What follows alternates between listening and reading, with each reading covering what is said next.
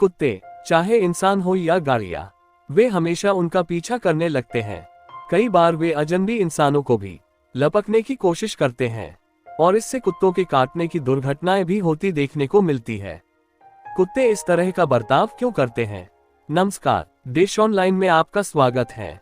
विशेषज्ञों का कहना है कि इसके पीछे उनका बर्ताव है, जो उनके पशु के रूप में विकास प्रक्रिया का अहम हिस्सा है। कुत्तों की सूंघने और प्रशिक्षण हासिल करने की क्षमता उन्हें इंसानों के लिए शानदार जानवर बनाते हैं। ये हजारों सालों से इंसानों के दोस्त रहते हैं, फिर भी कई बार इनका बर्ताव हैरान करने वाला लगता है। एक सामान्य सी बात जो इंसानों के लिए बहुत अजीब होती है कि कुत्ते भागती हुई चीजों के पीछे भागते हैं और कई बार इंसानों पर भी लपकते हैं और उन्हें काटते हैं, चाहे वह दौड़ते हुए इंसान हो या फिर सड़कों पर तेज भागती कारें।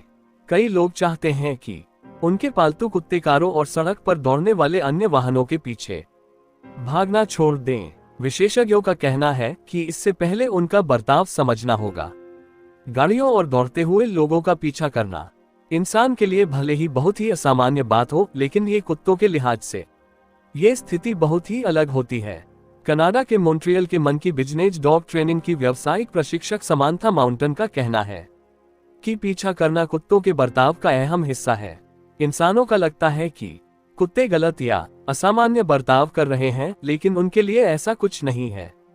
माउंटन का कहना है कि कुत्तों की पीछे करने और लपक कर काटने की प्रवृत्ति को शिकारी प्रवृत्ति कहते हैं। कई चरण होते हैं जिनसे ये पूरी प्रवृत्ति परिभाषित होती है। इसमें देखना, विन्यास, पीछा करना, लपकना, पकड़ना और काटना और मारना तक शामिल है।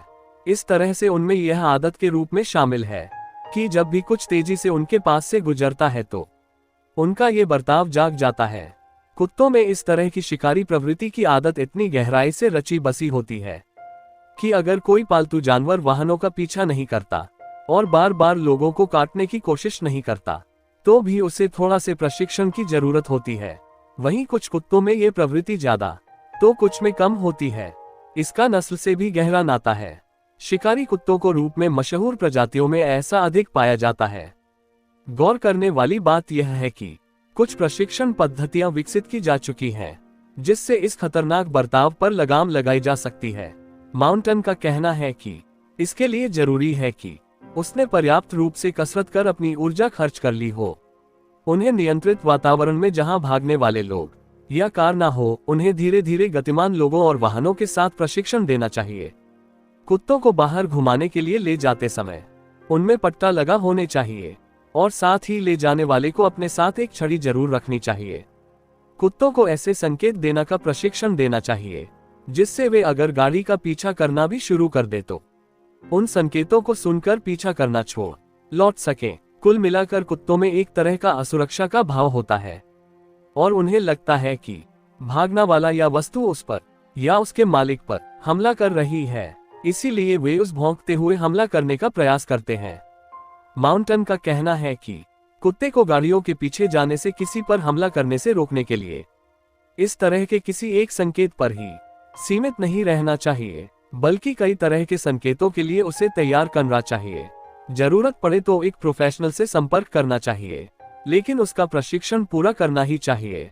इससे पालतू कुत्तों के काटने के घटनाओं में भारी कमी की जा सकती है।